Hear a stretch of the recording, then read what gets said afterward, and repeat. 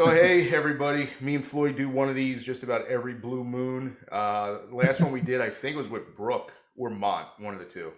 And yeah, I mean, I'm hoping as schedules open up, we can do this a little bit more. Even just hop on one day every week or 2 weeks and just kind of BS for a while and talk about our sport. So along with everybody knows me, hopefully. I actually, that sounded cocky. You don't know me. I'm a nobody. We got Floyd here, my buddy. We coached Iowa Central together many years ago, and we've known each other for what, 14 years now. Yeah. Yeah. Man, I was the young coach at that point, man. That's and then Dave Miller, who, wow, I've known you for over 10 years now at this point. Whenever the Millersville USA weightlifting camps were. And yeah. Yeah, it's got to be at least a dozen years ago. Oh man. And Dave is now one of the strength conditioning coaches at University of Houston, working specifically with track and field. So I wanted to hop on. I love talking about strength and conditioning. Anybody who's seen my Facebooks and all lately, I've just been frustrated with some of the stuff I'm seeing. I get Floyd talking to me and like shoot me messages after some of my posts, and a couple of people just ask my opinion. And those you know me, I don't like just giving my opinions about this is bad, this is good, but I just figured we'd have a little bit of a talk about it because I mean we're at a point in kind of coaching now where anybody has a platform.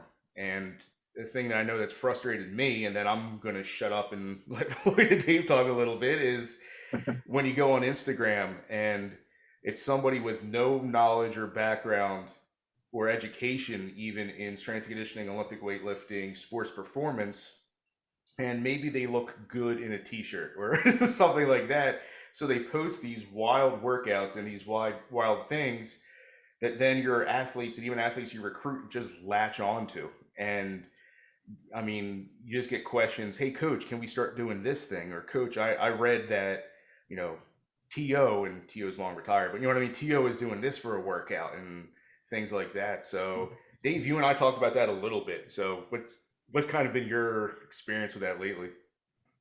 Oh, you mean the idea of social media walking around in your pocket that everybody has one? Yes. Yeah, right. So just because you have a phone and you can hop on any of the half a dozen different social media platforms and put up a video of you doing stuff, just because, and it almost reminds me of what I'm going to call, this is going to date me, right? The good old days of television, because we don't really have television anymore, right? And everybody asking about, well, Olympic weightlifting, are you guys on TV?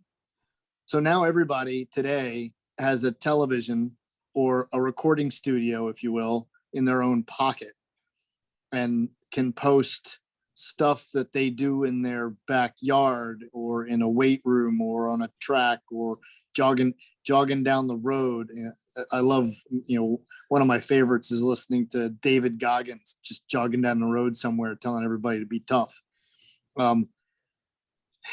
It's frustrating because the kids see something on social media, it reminds me again, like television used to be. If it's on TV, it must be right.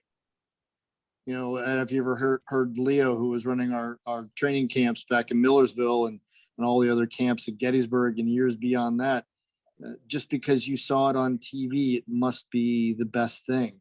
Just because the kids saw it on Twitter, that must be the way it's done. Or so-and-so I saw, you mentioned TO. I'm terrible at knowing the hot names in any sport. But because fill in the blank athlete posted something about, hey, we're supposed to do squats this way. Coach, do you think we should do squats that way? How come we're not doing them that way? It becomes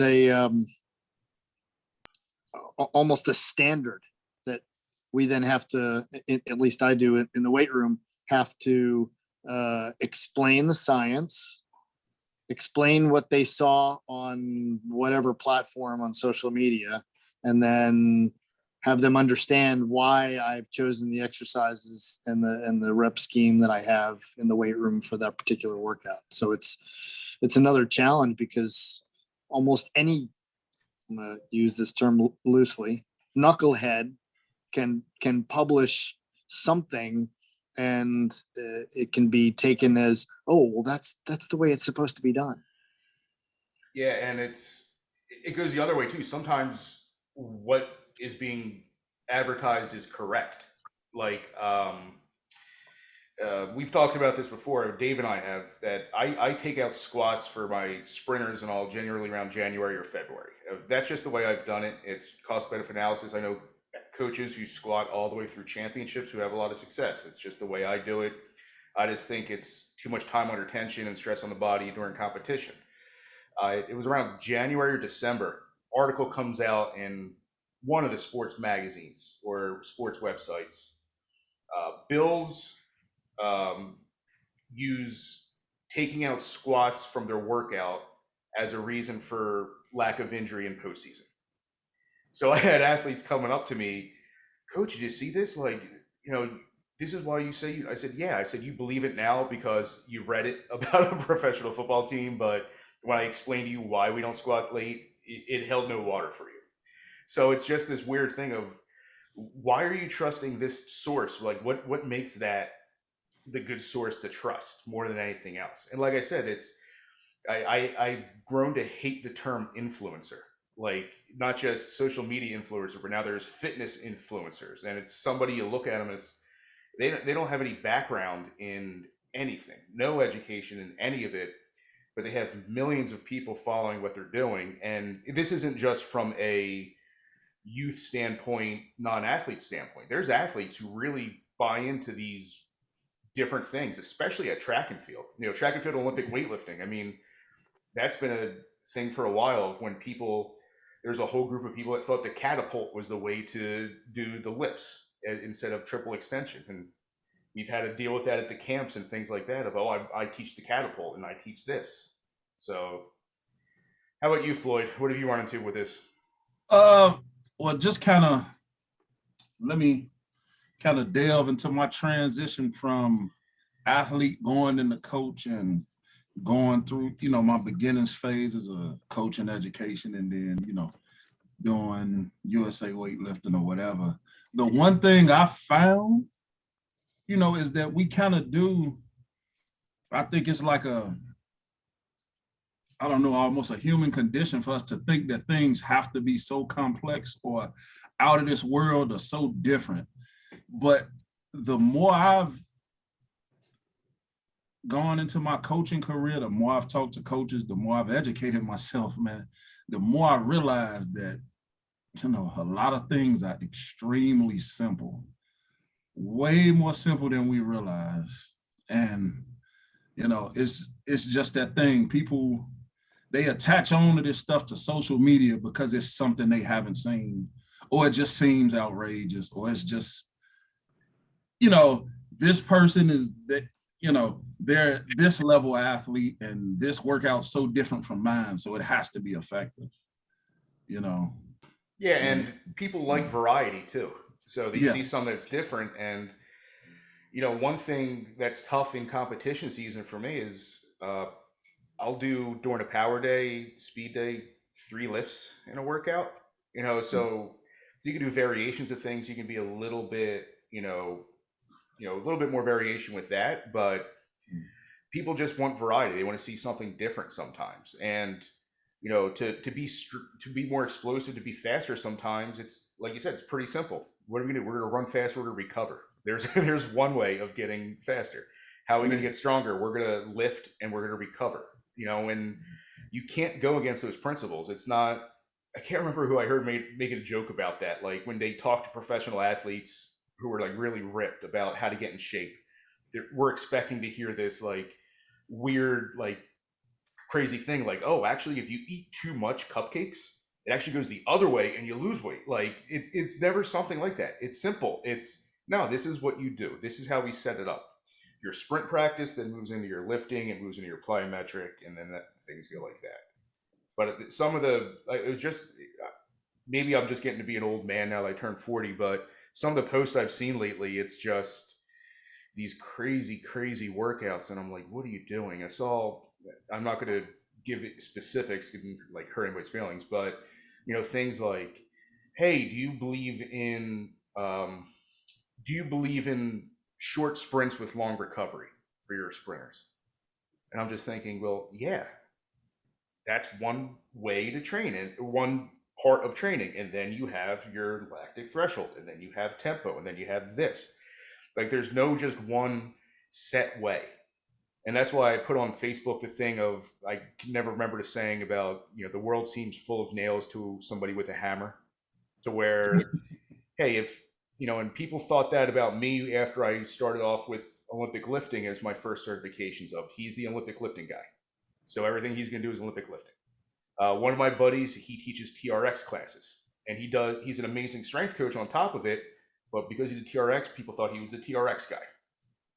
So everything has a place in training. It's not one certain thing.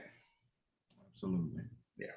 Yeah, I find we get into that discussion here at Houston about just because me, for example, my responsibilities are track and field. What would I be doing helping a professional football player? Well, last I checked, the human body is the human body, whether it's football, sumo wrestling, track and field, Olympic weightlifting. It's more so what I'm going to do for the athlete might be slightly different depending on what's their goal in the weight room for their sport, right? The sprinter, for example, runs a race and then stands around for 20 minutes or longer before they run another race, right?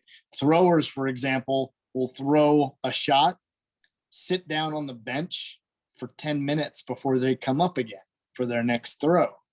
So and a football player needs to be resilient enough to withstand the pounding of the game, not just that game, but the season, and be able to be at peak performance at the end of it. So it's all about would Dan John keep the goal? What are we training the athlete for?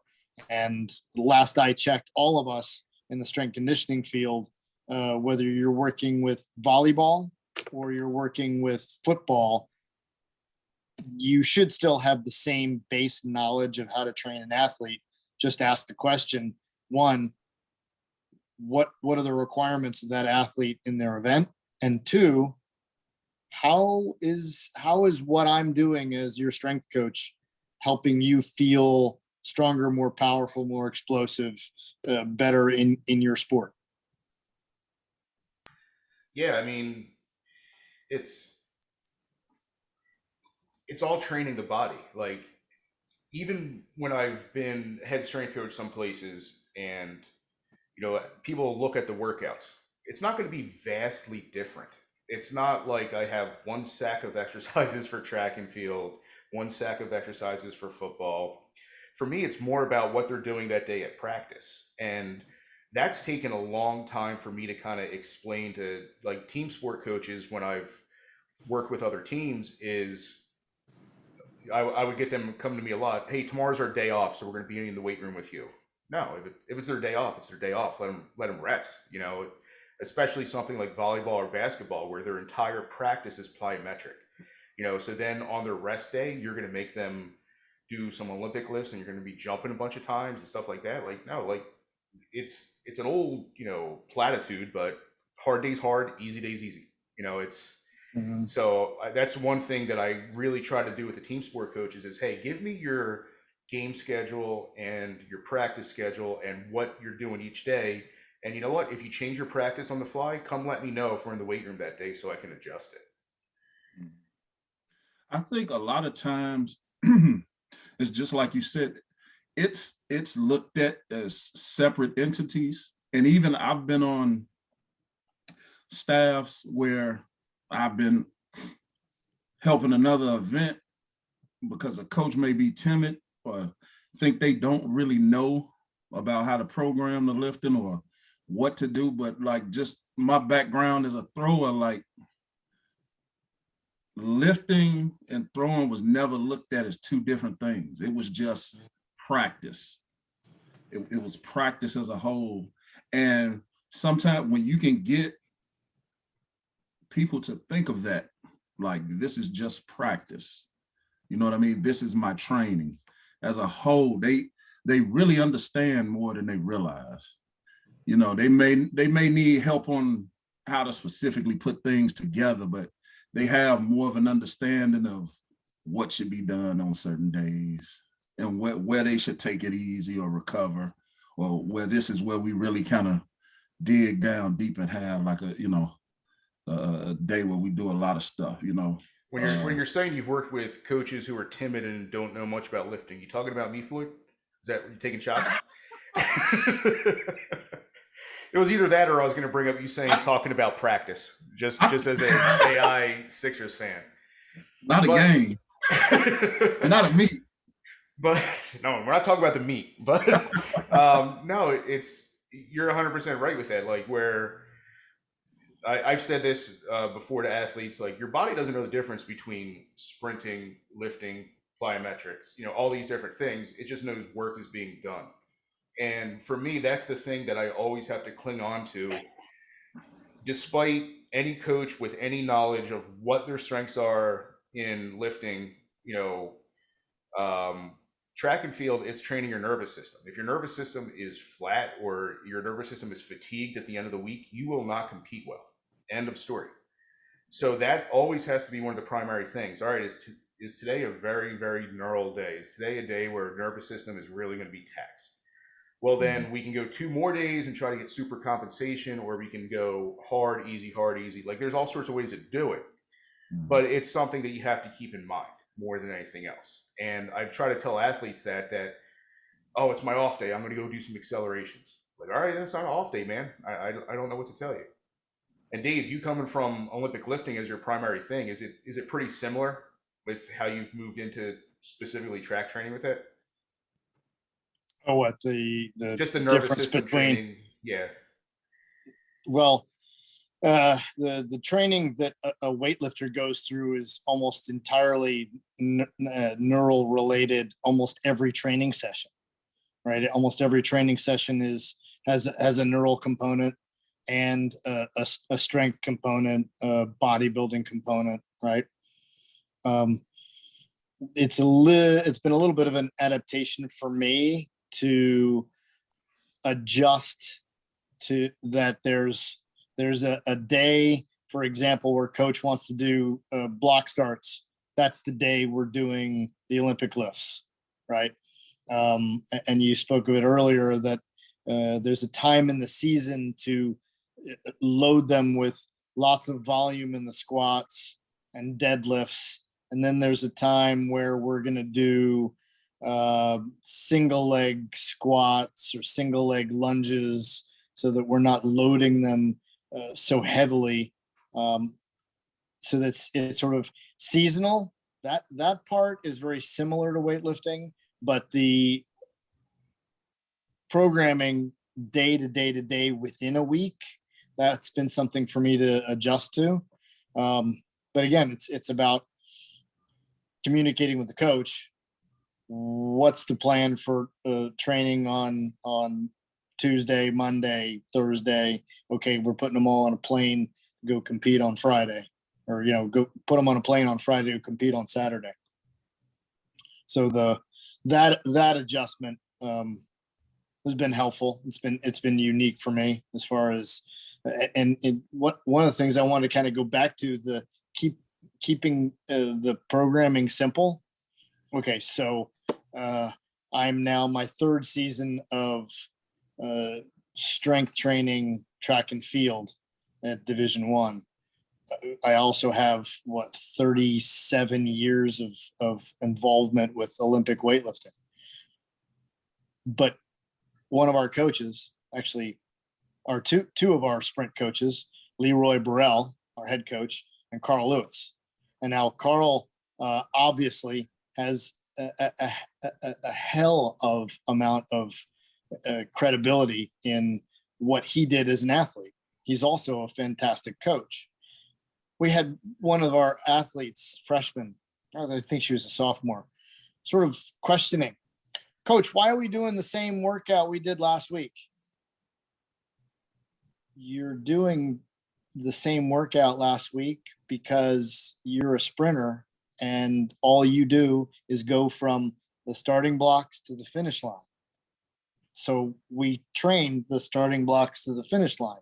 There's days we do blocks. There's days we do 200 meters. There's days we do, as he calls them, breakdowns, where they do a 400 to 300 to 200.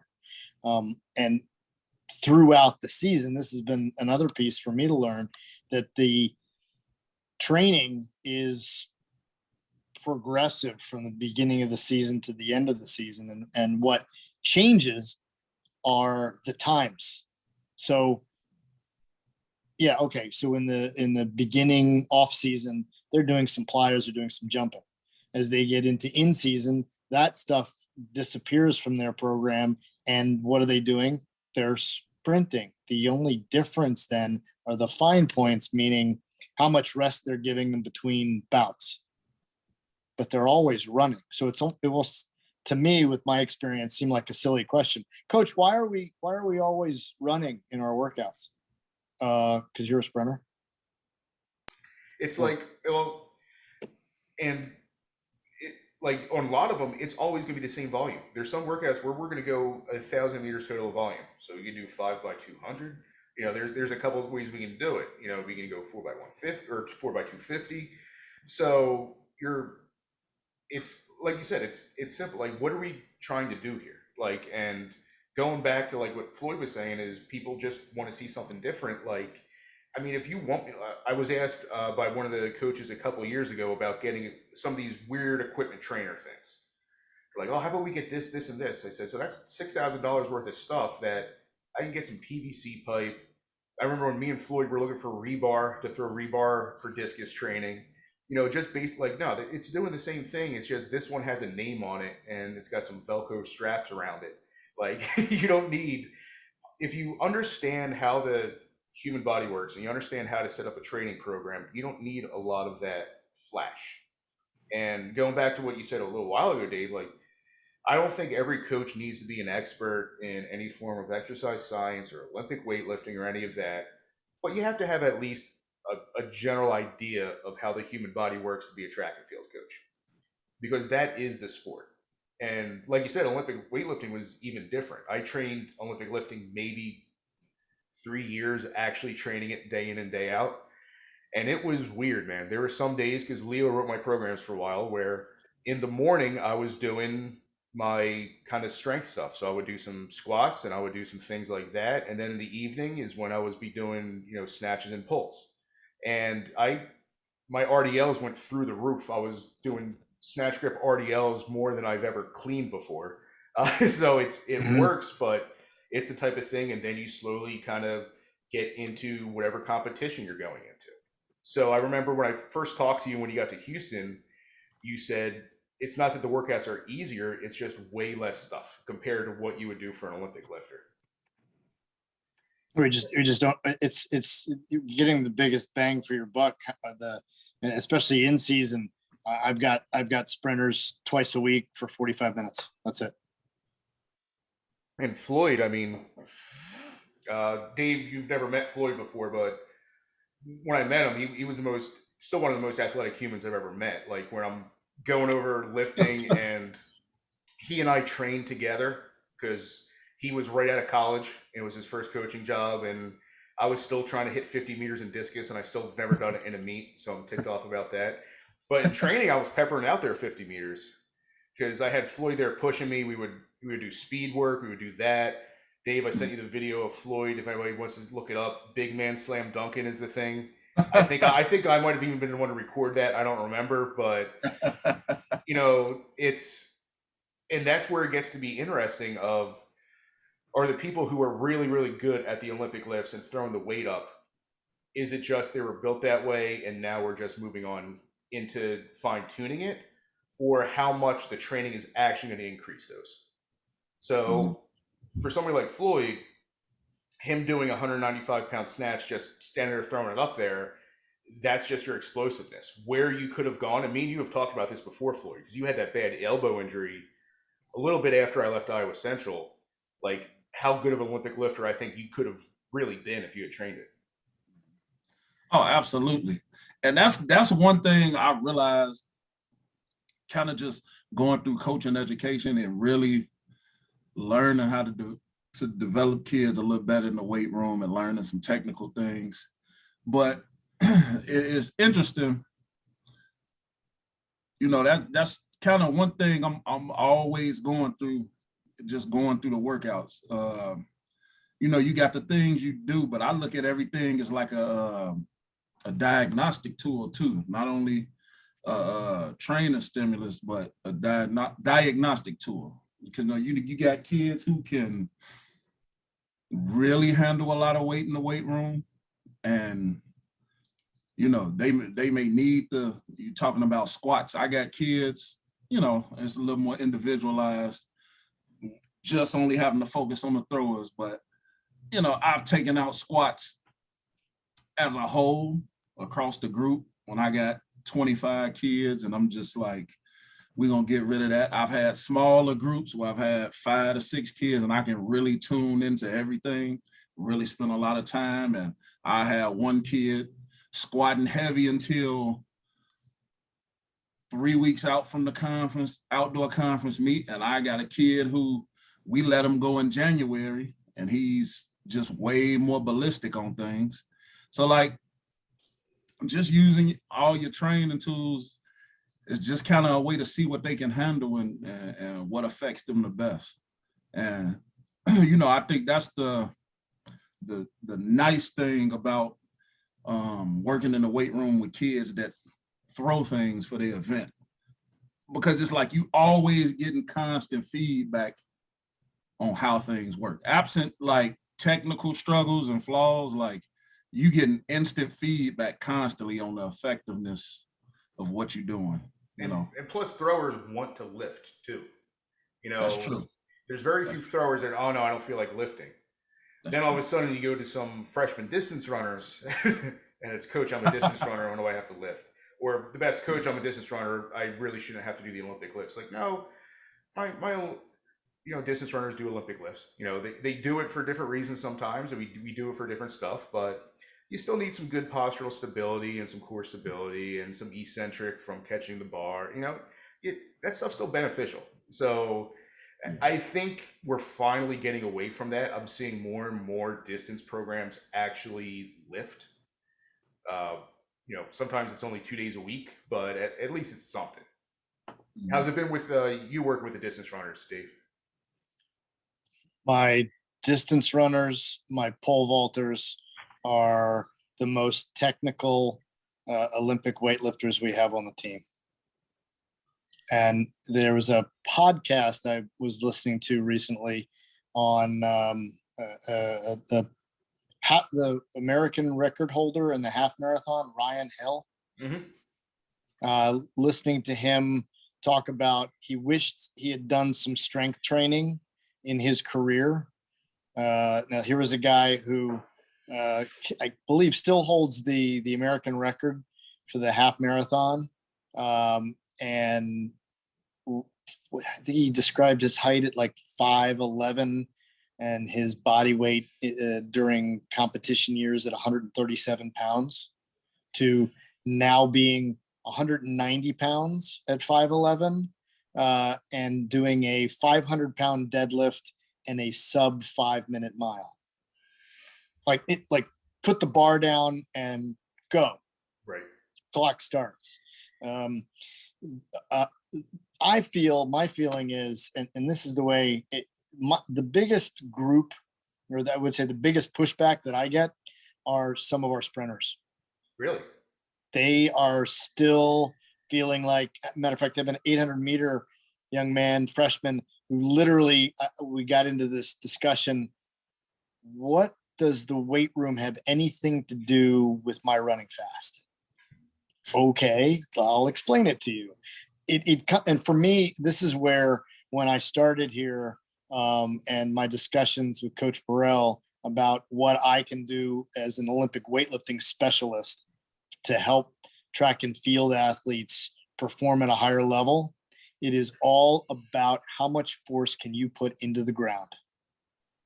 Not even just force into the ground, but for somebody like an 800 runner, there's a lot of 800 runners who come out of high school who mostly of what they've done is mileage. They haven't really even done much speed work. So once you're adding that speed work, if they don't get strong enough and stable enough and have a strong enough structure, they're going to be injured throughout the first couple of years. And what happens when an athlete gets injured the first couple of years?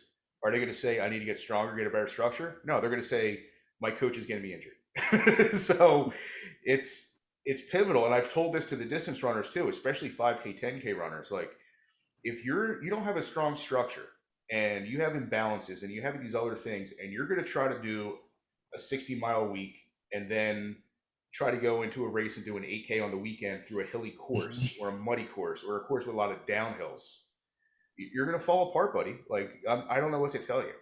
And especially now that so much of the research has come out that shin splint issues and shin issues are caused by partially a lack of posterior chain strength. I mean, it's something that a lot of people have just been throwing everything on weak posterior chain, but this is one that's actually popped out that, yeah, you have a stronger posterior chain for a variety of reasons. It can actually alleviate some issues on your shins. So Yeah, I agree with you 100%. I think my job in the weight room is to do two things. One, make them stronger, more powerful. And two, make them more resilient for not just the training, but the season. And part of that resiliency in the weight room, in that controlled environment, I get a chance to see where are some imbalances. We have a 100, 200 meter sprinter, this young lady who has strained hamstring earlier in the, I would say it either happened at the end of the indoor season or the beginning of the outdoor season. And now she's back, she's healed, everything's good. She's got the clearance to get back to competing again. Had her in the weight room doing single leg hamstring curls. And the injured leg is managing the movement and the weight like a champ. The other leg can't curl a weight to save her life. Light bulb goes on over my head thinking, I wonder if the hamstring that got injured because the other one wasn't functioning very well and had to overwork. So I get a chance to look at discrepancies and imbalances.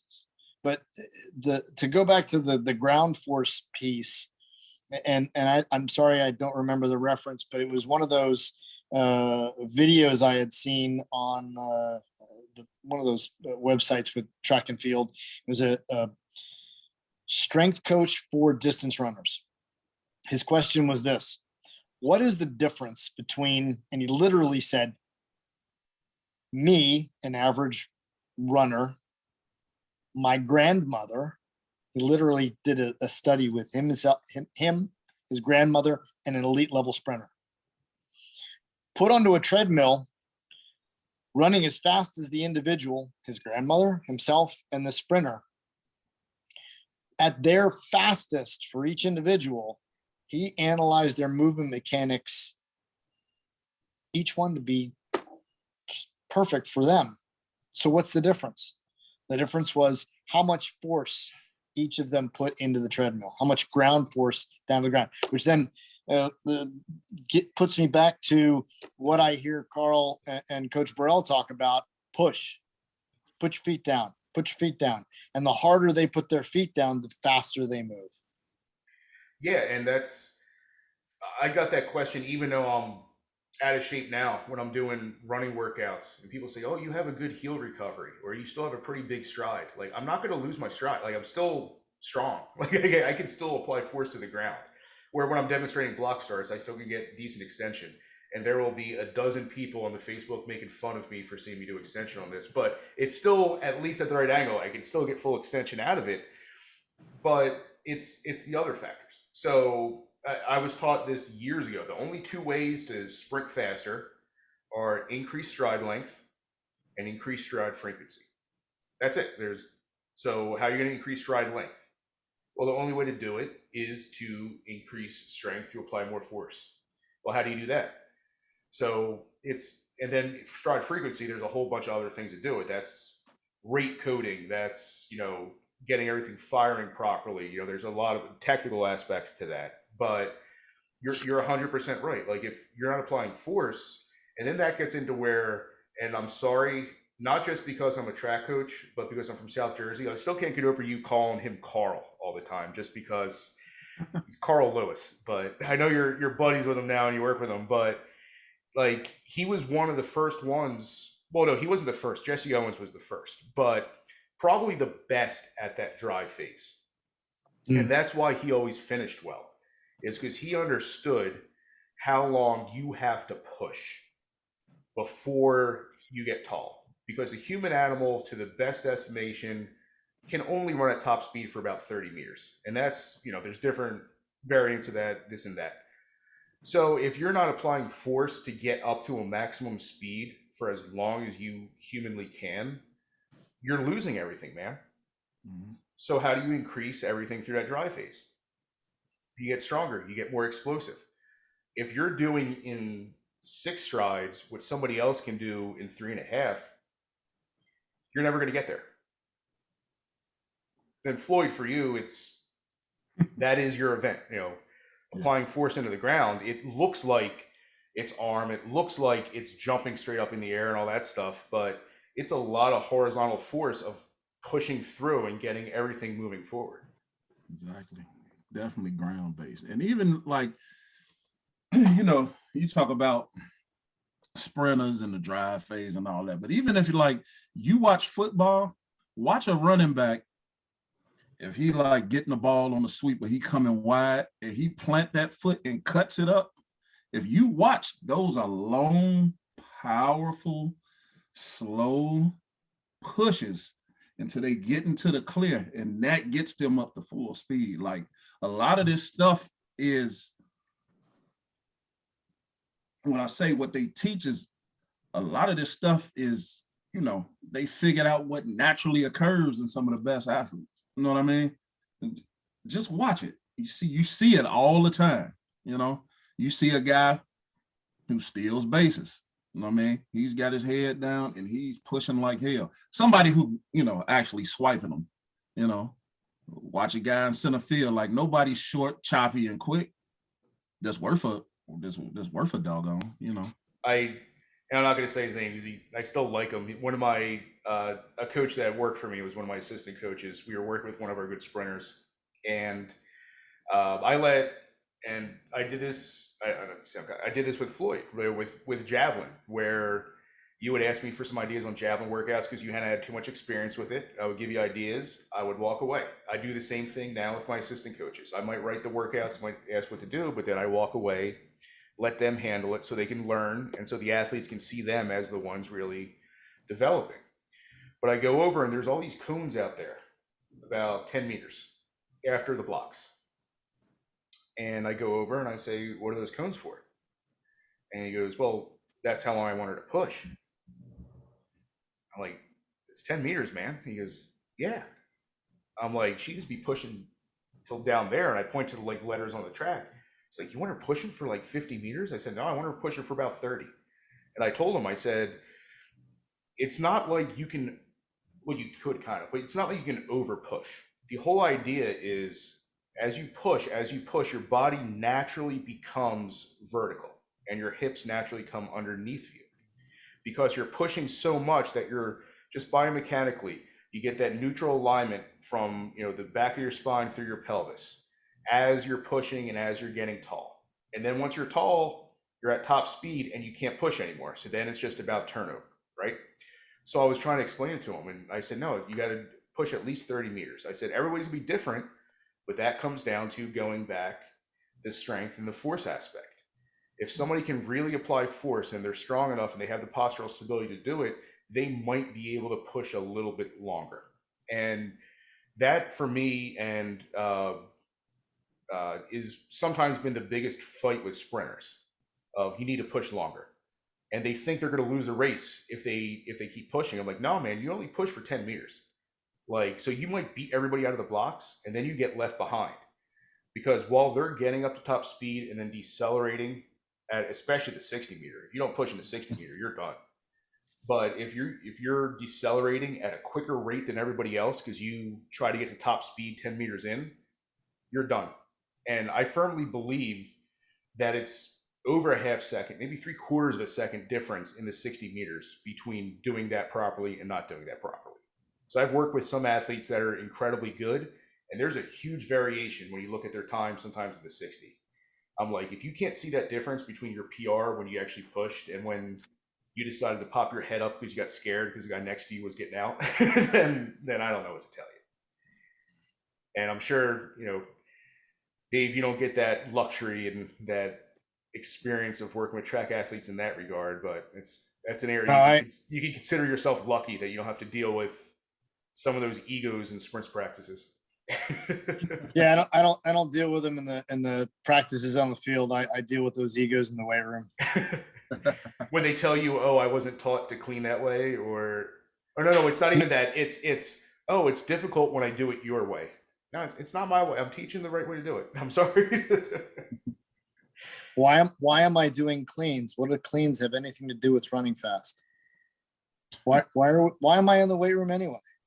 My favorite was, aren't cleans a lift for the shoulders? Oh gosh. Oh wow. I got that one once. And they sent me a YouTube video where a guy literally says it's an excellent lift for shoulder strength. Yeah, I had a girl the other day who was just like, yeah, I just got to get my upper body strength up and, I can finally start to clean these heavy weights. I said, it don't work like that, honey. I mean, it don't, You don't add 20 pounds onto your bench and all of a sudden the shot goes 2 meters further. Oh man, Floyd, what were your best events? Well, my best event was the discus. I think my PR was 58.12 in the disc. Shot put, I was a bit of a late bloomer. I always had elbow issues. I threw 16 meters in college and I got it out to 1868 post collegiately. So I don't know, it just started to go for me. So I was more of a discus guy. Looking on it hindsight, I probably should have been a shot putter, but my elbow decided that one for me. So hey, and this is I love Floyd, he's my friend. This is with no disrespect, with the ugly hammer turns I saw you doing, as far as you put that hammer sometimes, you could have been a pretty good hammer thrower. Now, let me take that back. I would have been an outstanding hammer thrower if, I dedicated myself to it and actually learned about it. I definitely, if I had myself walk into my program that I coach, my younger self walk into me and me now is coaching him, he would have been a hammer thrower. You seem to love coaching the hammer. Like when I watch your videos, it's a lot of teaching the wind. It's a lot of teaching landing at 270. Like it's a lot of good stuff. The thing for me, the hammer, I feel like coaching it came easier than the shot in the disc because I never learned much about the hammer as an athlete. So I didn't have to distance myself from my own personal feelings about it. Discus is probably the hardest event to coach for me. It's become easier because I don't really throw anymore. So I can distance myself away from my personal feelings, but shot and disc, I always struggled with that, because I had so many things I did and I did them wrong, but they worked for me, right? So exactly. And see, that's one of the dangerous things about the throwing events. We lump ourselves into groups based on the level we compete at and based on success at our conference level, what's good at our conferences we compete in or our national meets, and we don't break ourselves down technically. And so many kids, so many coaches limit their kids that way. It's like, well, okay, I'm at Division II or whatever, and this distance is great for where I compete at, and this distance is great for a freshman. So cool. When a lot of times we just fail to develop the person technically and continue to put high expectations on them, and we limit them. It's It's tough.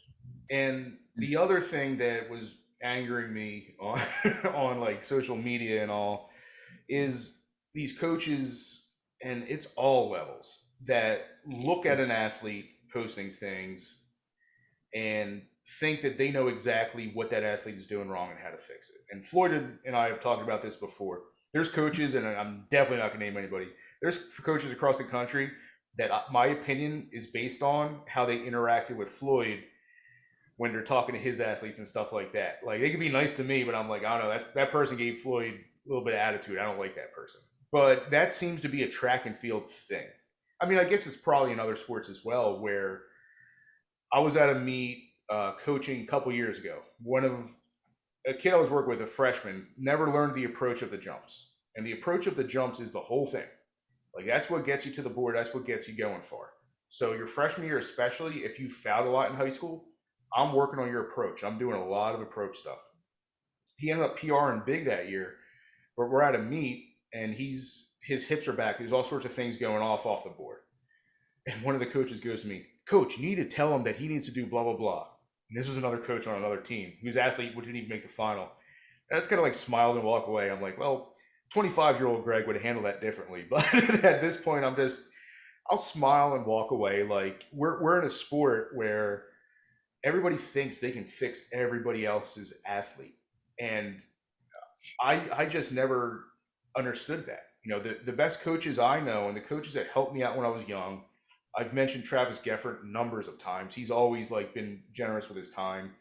It's, hey, if you ask me, hey, why are you doing this with your athlete? I'll tell you, but I'm not going to go up to your athlete or you and say you're doing this wrong. So and here's the thing. After Floyd, Olympic lifting might be the same, Dave, but this is the thing that I tell athletes that get into coaching, my athletes that get into coaching. I'm like, everybody, you're going to have a specific way that you go about getting to the end goal.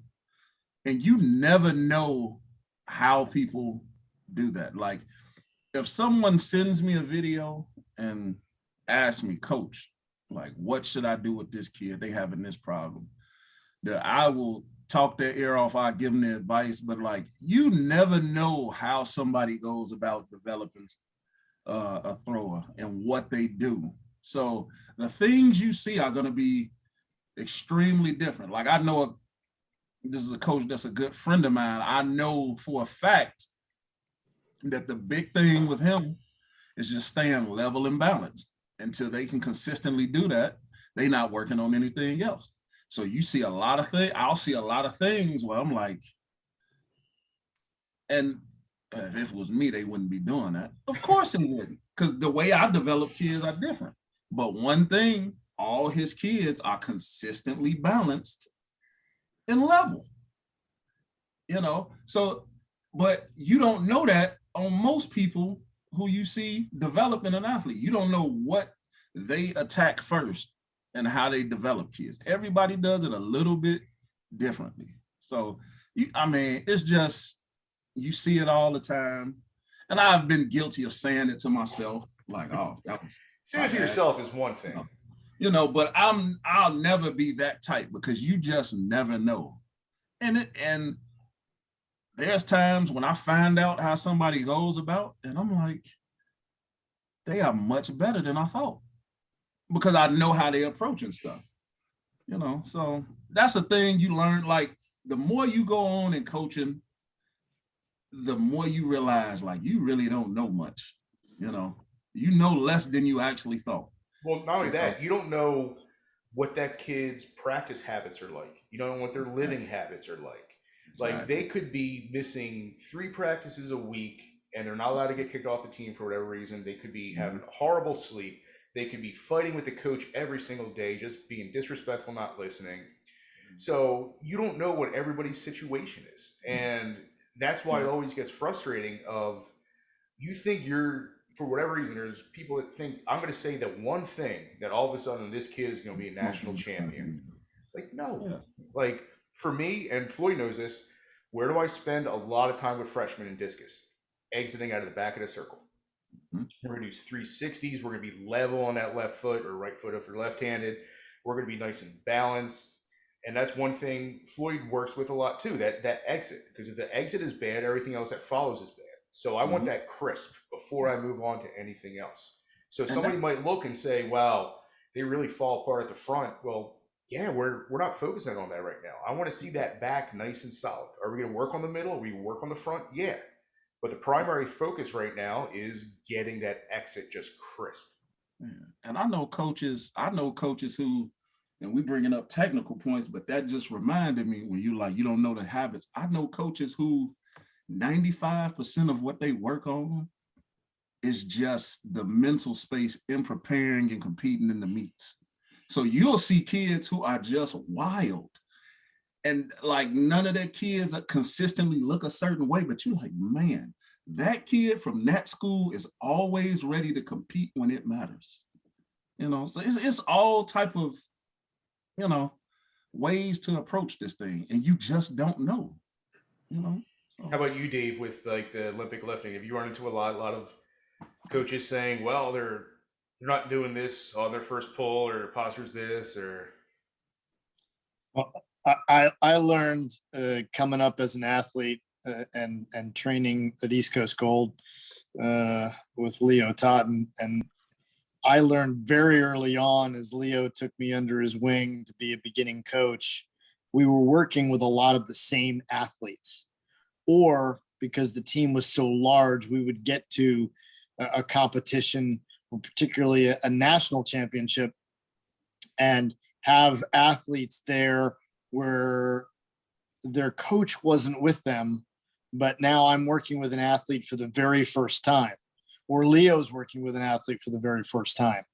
That I learned very, very early that he's doing something for a particular reason. And if I've got a question, I'm going to go talk to the coach and ask, I see this. So I'm always approached it as okay, I'm the new guy on the block here. I need to learn something. So I saw this that didn't look right the way the athlete was moving. Why did you coach him that way? And so take that to a more elite level where on a national, or excuse me, on an international trip where we actually have the personal coach that travels. I'm the appointed head coach for the team, but the personal coach is doing something that I wouldn't really coach. But I don't work with that athlete at home on a daily basis, and to touch on the point that Floyd just mentioned, which is what I was thinking of when you were talking about some coaches doing things in a certain way in a competition environment. We have athletes here in Houston that their technical skills in practice are on point. They're doing everything they need to. A hammer thrower throwing 200 feet and then gets into the meet and throws 175.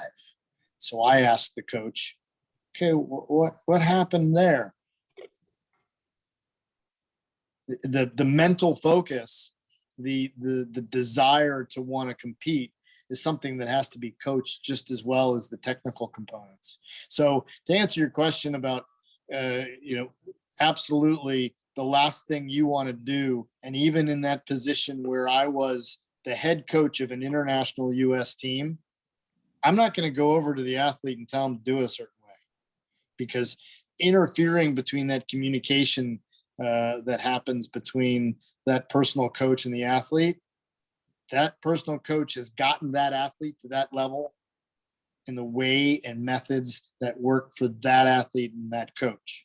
If I have a suggestion, it's going to be off to the side with the coach, because the last thing that athlete needs to hear is some sort of, differing opinion from what that athlete's been getting from their coach, right? So I'll go and approach the coach, and I'll approach them with a question. Here's what I saw. Is this something you're working on in a different fashion? And I would believe that the coach would receive it, and my experience has been this way, receive that question in a very positive light. Oh yeah, Dave, we're doing this in a backwards fashion so that I can get the athlete to perform the movement that we really want. It's almost like sometimes you have to take a concept completely off the table, or even do it backwards sometimes, in order for the athlete to do it the way you want them to make the move. Well, or you take it to the extreme. I've had to go and almost over cue, where I'll have them go with the complete opposite end, where instead of telling an athlete, let's say they're pushing out of the back for a long jump, instead of doing 3 lefts for your push, I want you to push all the way to this mark, because they push so short that I know that they're not going to push that far. If I tell them like a wild change, they're going to push to where they're supposed to be because I'm exaggerating it so far. And sometimes I've done that when I teach the Olympic lifts too, about the second pull, about how much to let it go up, about not getting extended too early, and about doing all these other things. I try to have them be more patient with it, because I know from like just doing it at the time, it feels like it's happening within 20 minutes, but it's happening within a fraction of a second. And it's happened that way with discus as well. Long jump is a big one, where your final plant, your plant on the board, is your longest foot strike of the entire approach. And people think, no, you have to get off quicker. But the research has been showing that a higher impulse of a longer time on the board still results in a longer jump than anything else. So sometimes I'll tell them to really just be patient about, no matter what, you want to get the hips through, but get the hips through, get all of this. So I give them just a drastic over cue in order to do it. But if another coach heard me say some of these things, they think, well, that guy's an idiot. He's telling them to do something that's just aggressive and different. No, because in that kid's head, that's what's going to get them to do that thing. I've actually, thinking about the finish of the first pull, I've actually had athletes, and I'll tell them, okay, it's going to feel like you're sticking your butt up in the air. And then when they do that, and if they do it to such an exaggeration that actually the bar doesn't move, okay, you went too far. I want you to feel like you're sticking your butt in the air, but take the bar with you. And that's, I think, on the weightlifting side, that would be my example of giving them a cue that not exactly orthodox, but gets the athlete to get closer to the intended goal of getting the knees out of the way. Well, on squats, or even coming up on a recovery from a clean or a snatch, one I still use if an athlete's knees are coming in, I always tell them, push from the outside of your foot on the way up. It's nonsensical. You can't only push from the outside of your foot standing up. But the problem is they're letting themselves roll in so far that if I say that a lot of times, they focus on keeping everything in alignment. And then generally it fixes the problem, at least as they're training. And then if there's other postural dysfunctions, it works its way out. But that was always one of my favorite. Push from the outside of your foot. You're okay, you're at the bottom, think about pushing from the outside of your foot. And that generally keeps your knees in alignment. So it's one that's keeping them away from that valgus knee movement coming out of the squat. Yeah. And it's like I said, it's nonsensical. Like it's not something a human body does. Like, oh, I'm only going to push on 20% of my foot, but it's something that, for whatever reason, I can't remember which coach taught it this way. It might have been you. For people whose arms soften in the snatch, said to try to think like you're ripping the bar in half when it's overhead. Yeah, Leo will talk about that. Is that Leo? Pull the bar apart. Which I I love that cue. I mean, that's one that, yeah, you're not literally ripping the bar apart, but you're keeping everything stable up top. Like it's just a good cue. And going back to Floyd's point, like, he's the one I learned the term isms from. Like when we're talking about throwers or jumpers or anybody that does something that's a little bit different, it's because it works for them. You know what I mean? And Adam Nelson was a big one. That big left leg swing coming back around on his spin for a shot. That's not the best way to do it, according to the book, but that's a Nelsonism. That worked for him. That's how he did it, and he stayed separate. It You kept look the at, shot back. It kept them separated, and it put them in a position to deliver the hell out the ball. and I know his strength coach from that he's working with at Georgia at the time, who told me that Adam Nelson had one of the strongest cores he's ever seen in his life. So he's able to accomplish something like that. So a lot of times, and it happens in track, more than any other sport sometimes, where they'll see a certain technique and say, "Oh, that person does this really good, so I have to try to mimic that." Like, no, find your own style. Like Floyd, your discus is way different than if you look at Valerie Allman, what Zeb's teaching her. And Zeb's me and Zeb went through level 1 together. He's a hell of a coach. So what he's doing works there. Another discus thrower, it's going to work completely different if you look at a Robert Harding. So you can't pigeonhole everybody and think this is the way you do it. There's got to be variations. Exactly. I had siblings, female hammer throwers, same parents, and they were so different. It was ridiculous. The way I approached them, the cues I gave them, the strengths, the weaknesses. I mean, it was kind of unbelievable because outside of the circle, they were so similar, but they couldn't be any more different. And, they ended up doing well for me. But a lot of times we get caught up as coaches. We learn these things and we learn skills we want to teach. But it's easy to forget sometimes is that all you're trying to do is get to an outcome. So you might say something like you say that's nonsensical, but does it get the result that you need? Does it get the athlete to understand what's supposed to happen and get them to execute it? Well, if it does, okay. Like you hear a lot, like in the hammer, oh, it's pushing. Oh, it's not pushing. Oh, it's, all the, and I'm like, who cares what verb you use? Is what needs to happen able to happen? Is the athlete supposed can do it? So if I say push and it works, fine. You say pull and it works, and you get the outcome you need. You say backflip and it works. Who cares? Are you getting the result that you need? Are they understanding what's happening? Is what you seeing what needs to happen for this to be effective? So Yeah, especially we're getting over an hour, so I don't want to hold you guys too long, but at least one story before I go. Yuri Sadiq, before he passed away, actually Yuri Sadiq passed away, world record holder in the hammer. I saw him do a clinic at the track at Classical High School in Rhode Island. And Rhode Island is one of the few states that has really high school hammer. Some coaches don't recruit high school hammer throwers from Rhode Island because they call it almost the Rhode Island style. It's like a coat almost. It is. It's a different type of hammer, and a lot of times it takes to coach them into using that 16-pound ball takes a little bit of time. So Yuri's there, and Yuri's old and grumpy. He don't care. And I'm talking to him, and I'm there recruiting. Like I'm there just watching and talking to the high school coaches, and I introduced myself, like, I'm Mr. Sadiq. I was a thrower, but I'm a strength coach too, and I'm an Olympic lift coach, and he apologized to me because in his speech he said, "Well, everybody thinks you need to be very strong to throw hammer." He said, "Me, I am not very strong. My best squat, Olympic squat, only 260 kilo." And everybody's like, "What?" He's like, "No, he's not strong." He said, I have teammates, they squat over 300 kilo. I still throw farther than them. So strength does not matter." And I'm just thinking in my head, like, 260 is for a full squat is pretty doggone good. Like, yeah.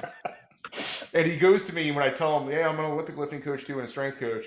He's like, "I am sorry, I might hurt your business with things I'm saying about how strength doesn't matter." I was like, "No, no, you're fine."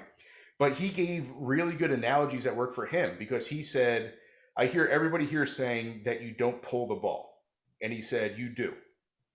You do pull the ball with your left."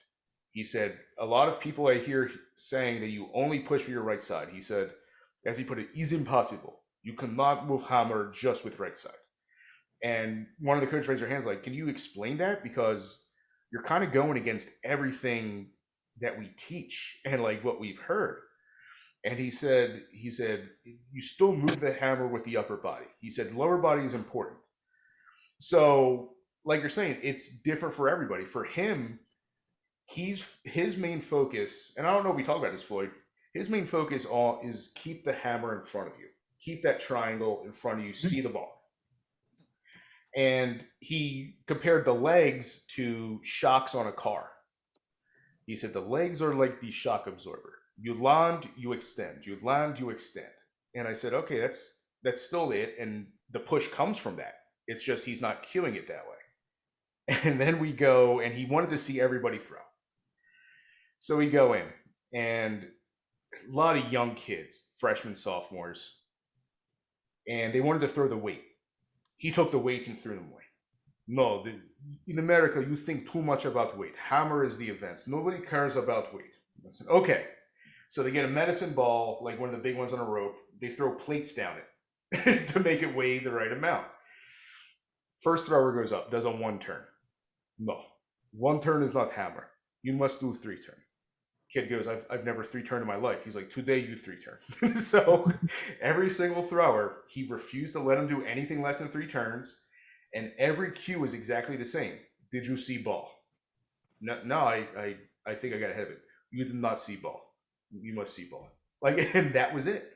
So for him, that was the primary thing. If I'm going to teach somebody, they need to keep proper alignment with that hammer. Until they do that, I don't care what else you're doing. And like you said, that's from the upper body. So if it helps somebody to think I'm going to push it in front of me and keep it there, or if it is I'm going to lead it with my left to get it there, what does it matter? I'm keeping it in front of me. Then after that, we work on moving the ball. Sorry, that was a long story, but that was one just Yuri made me laugh when he's like, "No, my squat was low. It was like 260 kilo." I'm like, what do you mean that's low? Like, you're doing 170 pounds more than I ever did. Yeah, interesting man. He came to visit us here probably a couple of months before he passed. He was here Really? for a couple of weeks. I guess it was right when the pandemic kind of was in the thick of it, and we weren't really allowed to have anybody on campus. And he was there working with a couple of post collegiate throwers. I was enjoying my conversation with him about all of his weightlifting friends. Yeah. Boy, your story about 260 kilos is not very heavy. That reminds me of when Dimas came to the U.S. Before he started working with USA Weightlifting, and it was such an excitement for all of us to sit around and talk to him. It was actually, I think, the 2016 trials. We were in Utah, and so he sits down in a chair, and everybody's asking questions. And one of the questions were, why did he go to the power jerk instead of the split jerk? Because his split jerk was so great at the 93 World Championships. And then after that, we started seeing him power jerk. He said, I didn't need to because my squats were so big, which, okay, begs the question. Okay, so how much did you squat? So he tells the story this way. 290 kilos. Mind you, this guy weighs 85 kilos, 290 kilos. And so the whole crowd is like, whatever, 40 of us sitting there. Oh, wow. And then he says, in the front squat. And then everyone's like, holy shit, really? He says, yeah, 335 in the back squat. My legs were strong. I didn't need to split. Was he always at 85 or he started out 77? It was 83. Okay, that's and right. then it changed to 85. So he was in 83 in the 96 Olympics with that battle with Mark Huster. Yeah. Floyd, have you ever seen video of him, Pyrrhus Demas? I might have shown you back in the day. We used to watch him all the Yeah. time in the office. Mr. Traps, Showboating. just the shrug. Like he would just shrug the heck out of the thing and it would just snap right up there. Do his Yeah, cocky little look left, look right. Yes. Yes. You talk about people seeing video of how some elite level athlete does something. He had this really weird like head whip in his all of his lifts, and there is no way you would ever want to coach any athlete to do that, but he just made it work for him. Well, because he didn't even power jerk it. He squat jerked it basically. Like he got into just basically a full squat on a lot of his. Like when he would do the jerk. I think that was only because he didn't drive it hard enough and ended up having really? to squat under it. But most But of I them were mean, power still to jerks. have the stability there. I mean, when you watch, like the Chinese do a different thing other than an overhead squat. They do basically like a concentric with it already set up. They get underneath and then stand up for a lot of theirs, which I've got into for front squats for my athletes and all. I don't have the stability to do that with 60 kilos. And when you see Zhao Jun just do it with, 160 or whatever, I'm like, how do you have the shoulder stability just to sit in that position and the posture? It's just absurd. But yeah, Dimas, like it was a head drive and then a big shrug and He snatched 180 at the 96 Olympics. It was crazy. And then there was the one video that might have been it where he celebrated and he jumped and people have taken the film and watched it and it was like a 44-inch vert just as like a jump in celebration. It was something absurd. Yeah. Well, in that battle in 96, he sets the world record in the clean and jerk at 213, and Huster comes back and beats him with 213.5, sets a new world record. And after that, Huster jumps, and you see the bar bouncing off the platform, and Huster's feet are in the air at least 60 inches. I mean, that's Floyd, to go back to you dunking. I mean, when you're explosive, You can get a vert up there. Yeah. Just reminds me, you're talking about the Demas just whipping his head back. I remember in the discus specifically, I would get to the front and I was just, my mindset literally was take off like I'm a dunk. And I have never taught anyone to do that nonsense.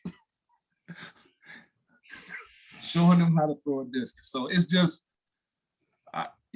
it's kind of amazing. I mean, I kind of laugh at myself, and that made it hard for a long time to coach kids, for me personally, in the disc. But there's certain videos we would always watch. We would always watch Demas lifting. We would watch Ricky Bruce discus training. I don't know if Dave knows who Ricky Bruce was. He was a Swedish discus thrower. What's the name of his movie? The Soul is Greater Than the World. Is that what it was called? It was an actual movie. It was a documentary. My college coach, we actually watched that on a road trip once, man. That's what was the Olympic lifting coach I was being talked about a lot. Mike McKenna and I would talk about that. Ricky Bruce was just a freak of nature. He used to do reverse grip cleans, was one of his main lifts that he was convinced would do him. I mean, there was one scene in the movie, he would take however many pills a day, 180 pills a day, and they weren't steroids, it was amino acids, it was all this stuff. He would inject arginine directly into his bloodstream. He did all of this stuff. He goes to the doctor and he says, they do a muscle biopsy to check out his fast twitch. And they said, overall, you're, 85% fast twitch. It was something. Insane amount. Like it's about as high as you can be. He goes, it's still not good. I need to be 100%. The doctor's like, it's impossible. You can't be 100%. And learning from Boo Schexnayder, the only group that's 100% is actually newborn babies because they haven't moved yet. And then he goes, well, I'm doing well with my training. I'm taking 80,000 milligrams of this and this. And the doctor goes, why are you doing that? He's like, for recovery. He said, just so you know, Ricky, he said, you're urinating all of that out. He's like, none of that is getting absorbed. He's like, well, I can't remember. He said how much he's spending ordering it from the United States to get to Sweden. And they said, yeah, you're wasting your money. Your body's absorbing none of that stuff you're taking. That's $1,200 you just spent. You were pissing it right in the toilet.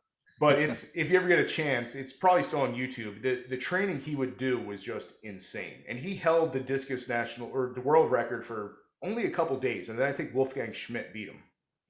Because there's one scene where they're trying to break Wolfgang Schmidt out of house arrest.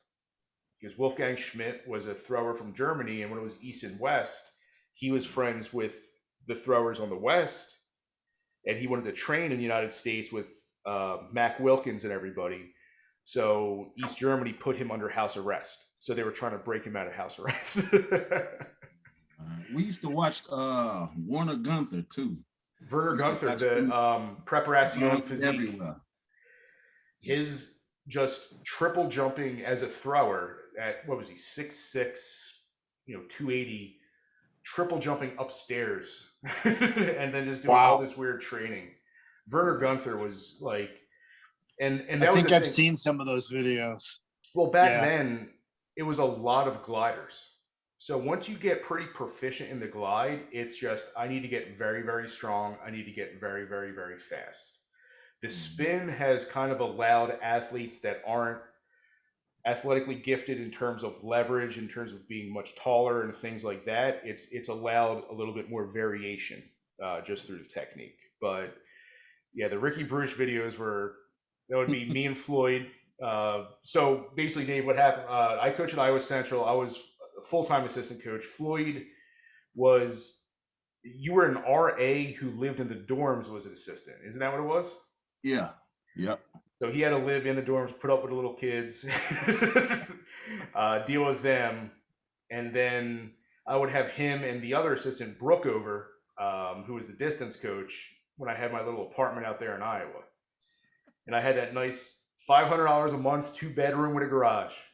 And I would have them over. We would barbecue once in a while. Yeah.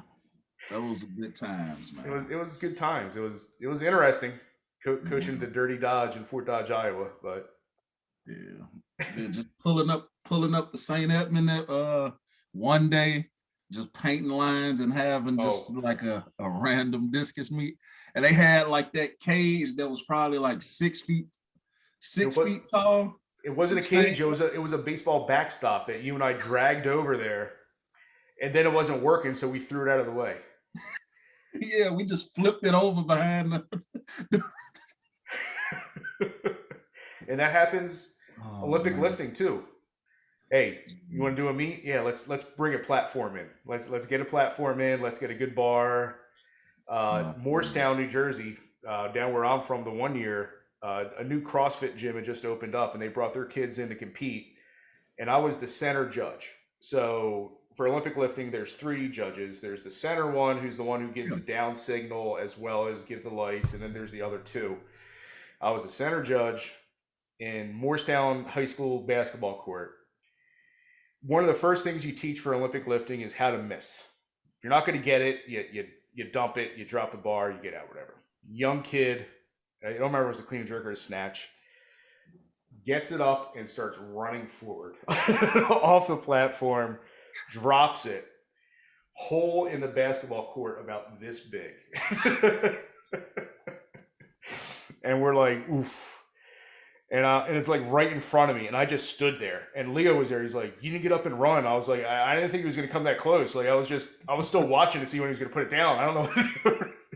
And then I talked to the Morristown weightlifting guys afterwards. Like, it was Victor and them. And they're like, yeah, like the city's pretty mad at us.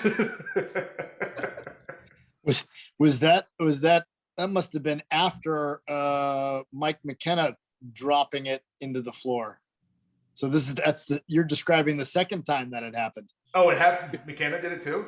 Yeah, McKenna dropped like 170 off that platform right into the basketball court.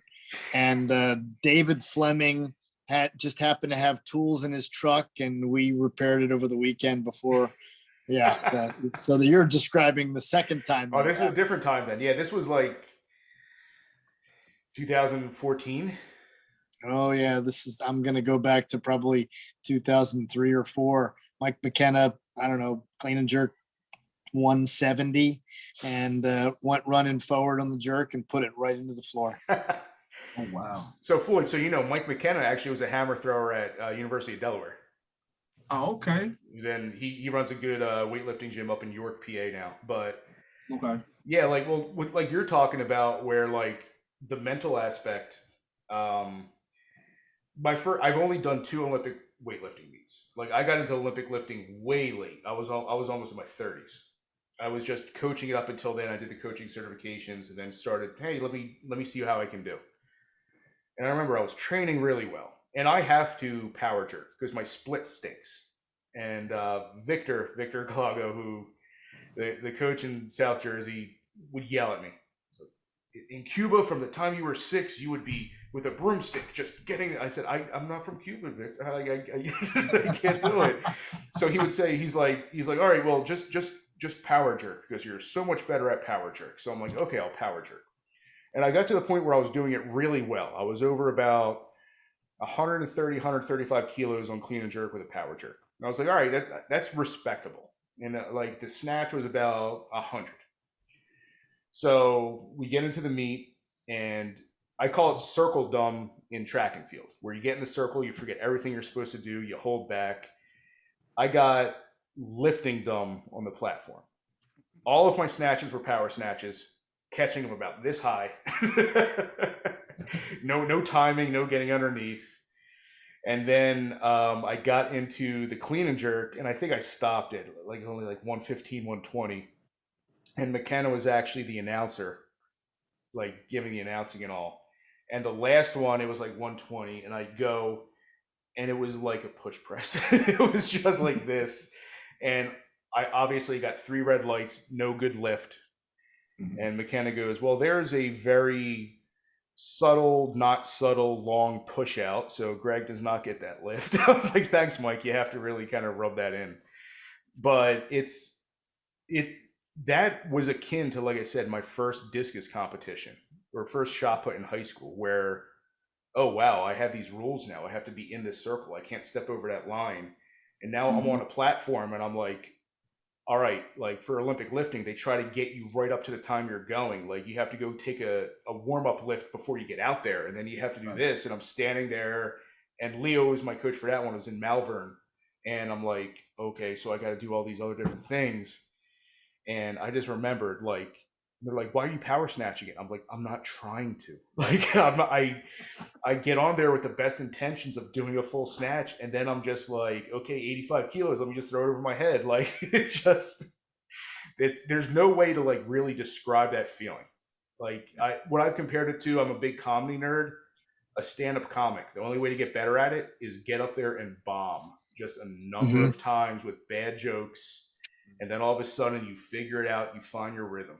Like, so me doing it twice, there's no way I'm going to break through that doing Olympic lifting. But it's a good learning experience because it's mental strength. Like, no matter what, you pull that bar off the ground, it's heavy. Yeah. And then you have to just tell yourself, trust the technique and get it up. Yeah.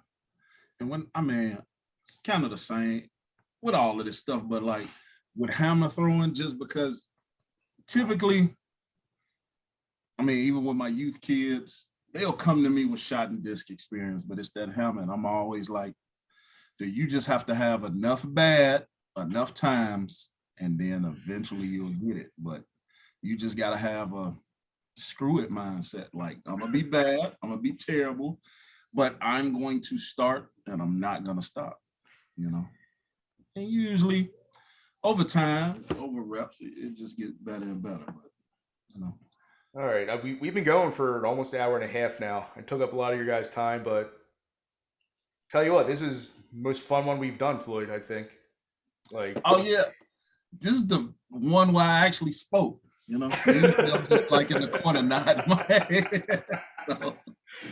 Is that because Greg did all the talking? Yeah.